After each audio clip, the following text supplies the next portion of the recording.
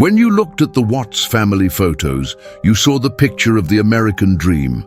A smiling blonde wife, two bright-eyed daughters, and a doting husband with an easy grin. In snapshots from birthday parties and backyard barbecues, Shanann Watts leaned into her husband's shoulder. Their little girls giggled in matching dresses, and everything felt suspended in that golden hour glow. It was the kind of image that filled social media feeds and made strangers pause in admiration. But behind the filtered frames and followership numbers, a different reality simmered. Shanann, a wellness coach with thousands of Instagram followers, curated a brand of positivity and family unity. Her life was public, every triumphant milestone shared. Healthy recipes, morning affirmations, phone videos of her daughters dancing in pajamas.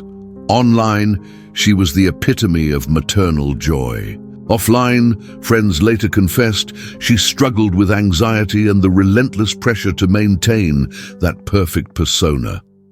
Chris Watts, on the other hand, was the calm anchor.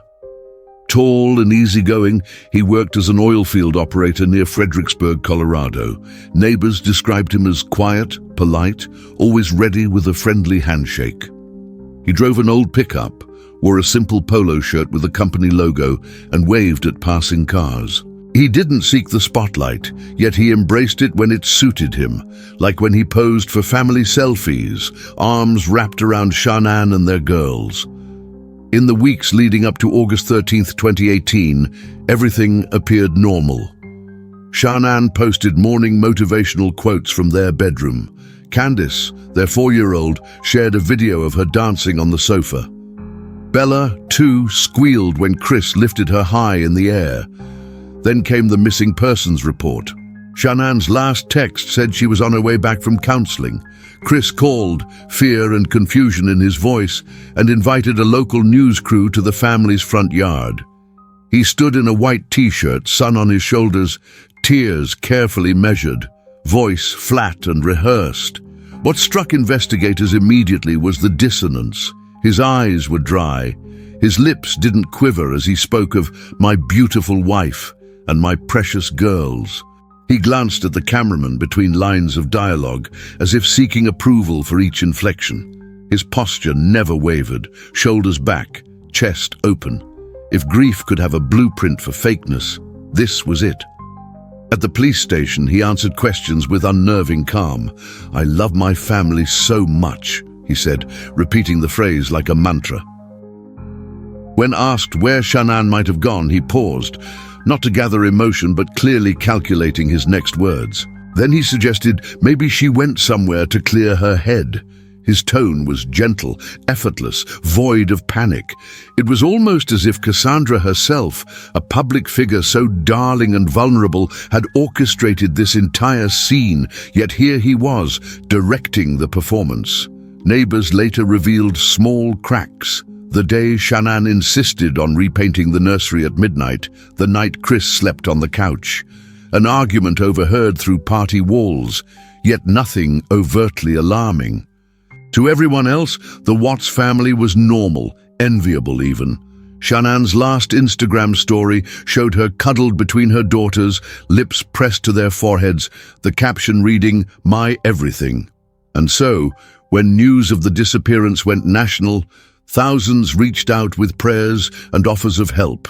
Social media exploded with "Unthinkable pray for Watts." Vigil groups formed. Volunteers combed fields calling family names. The world rallied behind that perfect portrait. But beneath the surface, detectives noticed one more thing. Every time Chris mentioned Shanann, he touched his neck, lightly grazing the skin just below his jaw. Every time he said "girls," he clasped his hands in front of him, fingers fidgeting. To them, these were not subtle cues, but neon signs flashing deception. And in a case where the façade meant everything, these tiny anomalies held the key. Soon every like on Shanann's smiling posts, every breath Chris took in front of cameras, and every shadow in empty rooms became pieces of a puzzle. A puzzle that would lead to a confession so chilling that it shattered the illusions of perfection forever. Beneath the warm smiles and affectionate posts, there were subtle tremors in Chris Watts's behavior that few noticed at first glance. Over the months preceding August 13th, 2018, minor inconsistencies began to weave themselves into the family narrative. Actions so small they were easy to dismiss, yet so telling in hindsight that investigators would later call them neon signs of deception. It started with a misaligned photo on Shanann's Instagram Live. In one story, the timestamp showed she recorded at 7:32 a.m. in their living room, yet the sun's angle in the window suggested it was closer to 8:15.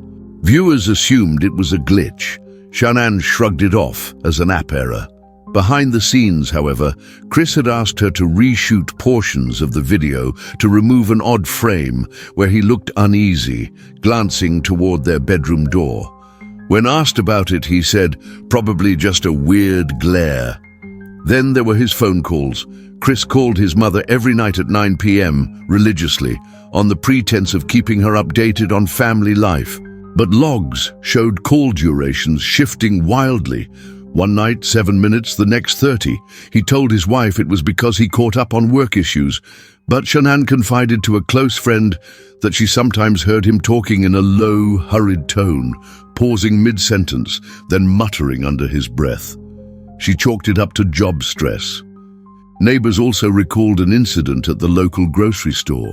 Chris rushed through the aisles, arms clutching a large black garbage bag full of produce, not a typical sight for a man who usually preferred quick, convenience store trips. He seemed tense, shoulders hunched, and he sped through the checkout line without a word when questioned. The cashier thought it odd, but let it pass, assuming he was just having a bad day. In the Watt residence, evenings took on a new friction. Shanann, determined to maintain her positive brand, suggested family yoga in the living room. Chris agreed, but barely touched the yoga mat, instead pacing by the couch. When Shanann gently chided him, he waved it off, claiming a crick in his back.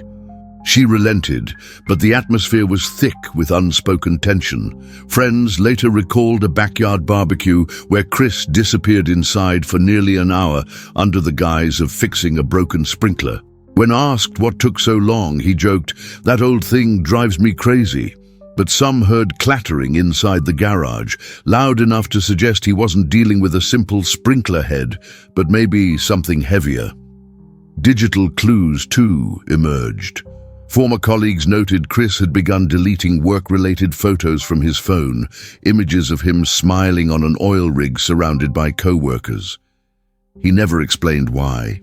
He also stopped posting after August 1st, a shift from his usual habit of weekly checks. It was as if he was erasing pieces of himself before they could be discovered. Most people, including Shanann, missed these signs. In isolation, each could be rationalized. Together they formed a pattern of a man becoming more withdrawn, more guarded, and increasingly anxious. On CCTV footage from a Walmart parking lot 2 days before the disappearance, he can be seen pausing by his truck, staring blankly at the sky for a full minute before entering.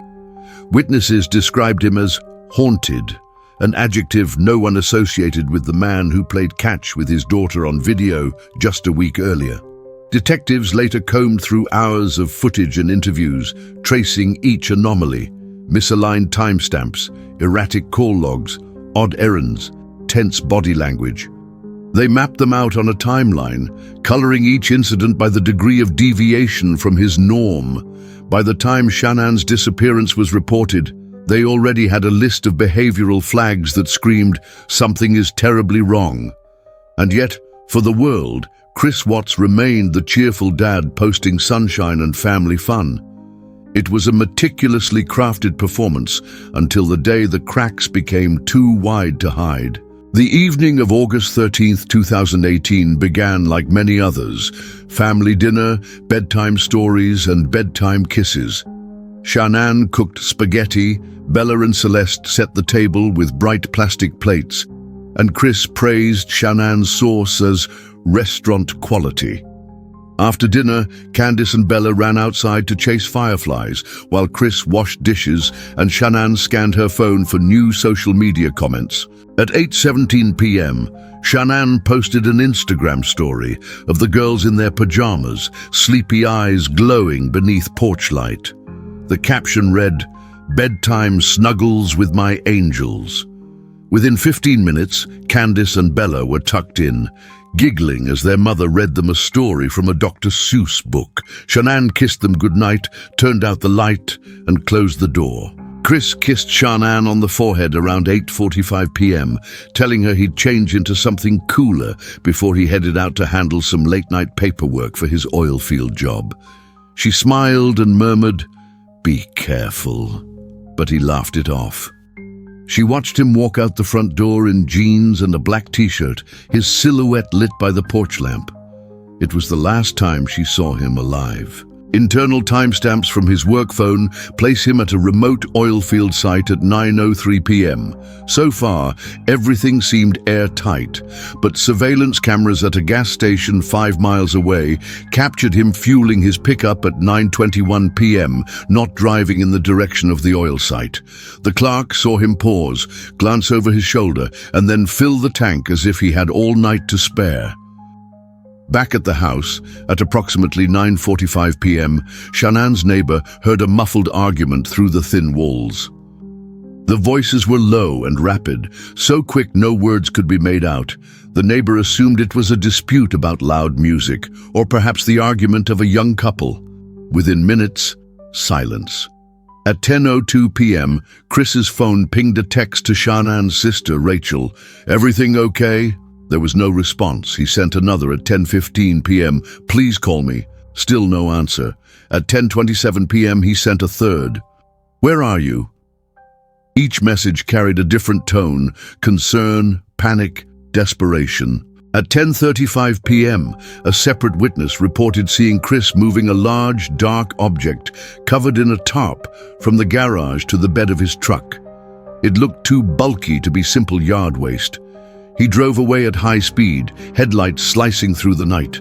The witness, unsettled, jotted down the license plate. On his way back, Chris passed the same gas station at 11:12 p.m. This time, he drove through without stopping. His GPS stopped pinging near a remote oilfield access road at 11:47 p.m., later confirmed as the site where he concealed critical evidence.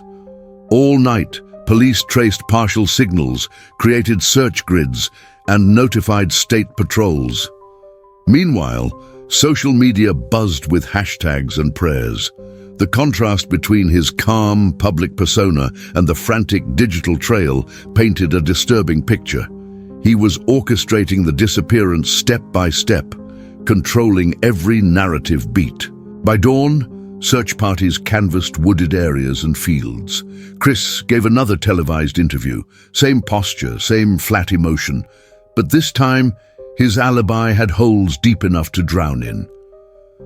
The night that began with family laughter ended in a man unraveling a web of lies he had spun so tightly that even he couldn't escape the threads. On August 14, 2018, Chris Watts did something no one expected. He invited reporters back to the family home for an in-person interview. Standing in front of the white clapboard siding, flanked by chairs holding Shanann's favorite pink blanket and their girls' stuffed animals, he repeated the same stories, but this time, reporters were watching for cracks. From the first "hello," his voice carried a rehearsed sympathy. He spoke slowly, eyes forward as though reading from a script. Yet beneath the veneer, micro-expressions flickered, half-second contractions around his nostrils when asked to recall Shanann's last words. A slight shift in jaw tension each time he mentioned the girls by name. Body language experts dissected the footage frame by frame. When asked if he feared for his family's safety, Chris clasped his hands in front of him, classic self-soothing behavior. He spread his fingers wide, revealing tension. His shoulders remained square to the camera, an attempt to project honesty, but his feet pointed slightly toward the door behind him, an unconscious signal of a desire to escape. Reporters noted his blinking rate shot up during certain questions. In one clip, a forensic psychologist timed 22 blinks in 10 seconds, a blink rate nearly 3 times normal. On-camera perspiration formed a faint sheen on his forehead, despite the cool morning air. Witnesses later said they saw him wipe his brow several times off camera. Transcript analysis revealed another layer. Language patterns inconsistent with genuine grief. He said, "I love my family so much," 14 times in 8 minutes. Genuine speakers seldom repeat the same phrase so often. Instead, emotions vary in description. His repetition was a verbal anchor, an attempt to tether the narrative to his fabricated reality. He used distancing language when discussing Shannan's disappearance. She may have wandered off. She might have gone somewhere. Always she, never my wife. Conversely, he referred to the girls as my little angels, a switch to possessive terms with subjects he wished to elicit sympathy for. This pronoun shift highlighted manipulated emotional focus. A crucial moment came at minute 412 of the recorded segment. A reporter asked, "What do you want people to know?" His response, "That we're a loving family who just needs help finding our girls." The word "just" minimized urgency, and he tilted his head downward momentarily, exposing his neck, a vulnerable spot he had subconsciously protected earlier. All these signals combined painted a portrait far more complex than the grieving husband he pretended to be. Each micro-expression, verbal tick, and posture shift was a strand in the web of deception. Investigators would catalog these behaviors, cross-referencing them with subsequent alibis and physical evidence, turning silent tells into undeniable proof that his performance was precisely that, a performance. By August 15th, Chris Watts was brought in for formal questioning at the Weld County Sheriff's Office. The interrogation room was sparse, a single overhead light, 2 metal chairs, and a table stained with years of similar confrontations. The air was cool, sterile, and weighted with unspoken threat. Detective Sidney Jones entered first, clipboard in hand, demeanor calm but unyielding. He greeted Chris by name, maintaining eye contact, then asked him to sit. Jones began with innocuous questions, birthplace, childhood memories, college years, designed to lull Chris into comfort. Each response was noted, each blink counted. After 15 minutes, Jones shifted tactics. He introduced evidence: Shannan's abandoned car found 2 miles from the house, GPS data contradicting Chris's claimed route, CCTV footage timestamps. As each piece was laid on the table, Chris's posture changed imperceptibly. He leaned forward, then recoiled, hands clenching into fists under the table. Psychologist-turned-interrogator Mark Thompson took over next. His voice was soft, almost sympathetic. He said, "Everyone makes mistakes, Chris. You don't have to carry this alone." Thompson's strategy: establish rapport, lower defenses, offer a version of confession that promises relief. He called it the good cop approach. Chris's eyes darted between Thompson and Jones. He ran a hand through his hair, then paused mid-stroke, burying his face in his hands. Thompson pressed, "If you tell us what happened, we can help your family get the closure they deserve." The word "we" was inclusive. Closure, a promise of peace. This mind game continued in waves: confrontation, concession, reassurance. Thompson described Shannan's final moments based on crime scene reconstruction, painting a narrative that edged Chris toward confession. He whispered details only the killer would know, watching for reactions. When Chris inhaled sharply at mention of the oil field pit, Thompson leaned in. "Tell me how she ended up there." At that moment, Chris's façade cracked, his shoulders sagged, breath hitched. He cleared his throat and began a halting confession, first half-truths, then a full admission. His voice trembled as he recounted driving to the oil field, but still he avoided naming his daughters.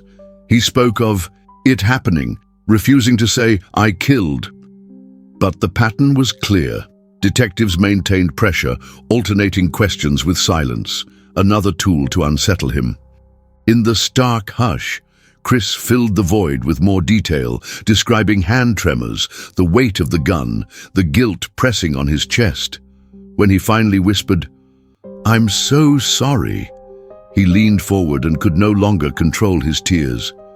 His confession wasn't one dramatic moment, but a slow unraveling, orchestrated by expert interrogation. What made this mind game so compelling was the balance of threat and empathy. Chris moved from machine-like responses to raw emotion, each shift recorded, time-stamped, and later analyzed. It was here, under that single light, that his psyche gave in, providing the blueprint for understanding how guilt breaks the strongest facades. When Chris Watts finally surrendered to the gravity of his actions, his words echoed in the sterile interrogation room like a funeral toll. The full confession came in stages, a fragmented mosaic of truth, half-truths, and remorse. Detectives had him recount each step, from the moment his anger flared to the final, tragic disposal. He began by admitting an argument with Shanann the night before. His voice was barely audible, cracking mid-sentence. "I snapped. I didn't mean to." He described how harsh words spiraled into violence, how he grabbed the gun Shanann kept for protection, and it just happened. He stumbled over that phrase, eyes welling. The shift from planning to unplanned rage was a pivotal psychological moment, indicating a sudden loss of self-control. Next came the children. He said he loved them so much, but the same hands that cradled them had become instruments of horror. He confessed loading one daughter into his truck, driving to the oil field, and in a break from reality, believing that no one would take them from me if they were hidden away. The paradox of love, twisted into twisted rationalization, revealed a mind at war with itself. Each detail he provided corresponded exactly to physical evidence: soil on his boots, gunshot residue on his sleeves, GPS pings near the burial site. As he spoke, detectives paused, cross-checked notes, and then fed him another question, each answer further tightening the net. When he finally spoke the words, "I killed her," his eyes locked on the detectives, as if needing permission to say them out loud. The emotional crescendo came when he described returning home, cleaning the blood from his boots, and staging a show of grief for the world. He confessed to writing the final Instagram posts himself, mimicking Shanann's handwriting. "I felt sick," he said, voice trembling. "I looked at those pictures and I hated myself." By the end of the confession, Chris was trembling, his shoulders shaking with sobs. He crumpled onto the chair, forehead resting on the table, as if the weight of his actions physically pushed him down. The detective stepped back, letting him sit with his truth. The silence that followed was heavy, proof that the performance was over. This confession did more than solve a case. It exposed the darkest corners of human psychology. It illustrated how rationalization, rage, and grief can collide to create a moment of irreversible horror.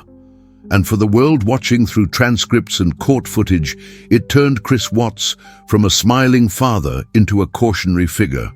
A man whose facade of normalcy hid a capacity for unspeakable violence. In the days, weeks, and years following Chris Watts's confession, the world grappled with the shockwaves of his actions. Media outlets ran exhaustive coverage, reenactments, expert panels, and endless debate over how a family man could commit such atrocities. Yet beyond headlines, the psychological fallout revealed deeper truths about trauma, grief, and the human need for closure. Shanann's family was left to sift through remnants of her life, charity funds, social media archives, and her final unfinished counseling notes. They spoke openly about the juxtaposition of her public joy and private struggles, highlighting how even those who appear most radiant can hide inner pain. Their attempts at healing became a public journey, shared via interviews and documentaries, offering a raw look at grief, For the community of Frederick and Firestone, Colorado, the case fractured the sense of safety. Neighbors who once waved at the Watts family now looked twice at any friendly face. Local therapists reported a spike in calls related to mistrust and fear of loved ones. In schools, counselors used the case to teach warning signs of domestic violence and mental health crises. Psychologists analyzed Chris's psyche in dozens of papers and podcasts. They debated whether his actions stemmed from personality disorders, financial stress, or latent rage. Some pointed to narcissistic traits, his need for control, his public self-image, and his inability to accept unmet expectations. Others argued a borderline impulse reaction catalyzed by a fear of abandonment when Shanann discussed separation. Behind closed doors in prison, Chris's mental state continues to be monitored. Reports describe him as withdrawn, often lost in thought, haunted by guilt. He attends therapy sessions, but rarely speaks of remorse beyond stating, "I'm sorry." His silence speaks volumes, a stark contrast to the verbose performance he delivered on camera. Meanwhile, his victim's memory lives on through scholarships, memorials, and annual community events. Each remembrance serves as both tribute and warning, an affirmation that love can turn lethal when mixed with deception. For viewers of Deep Crime Files, the aftermath offers important lessons: the necessity of vigilance, the power of subtle behavioral cues, and the fragility of family bonds. As we close this chapter, we reflect on one unsettling truth. Sometimes, the darkest monsters walk beside us in daylight, hiding behind smiles and social media posts. But by studying these cases, peeling back layers of pretense, and examining every micro-expression, we empower ourselves to recognize danger before it's too late. That is the real legacy of the Watts case, a grim reminder that truth, once uncovered, has the power to free us from living lies.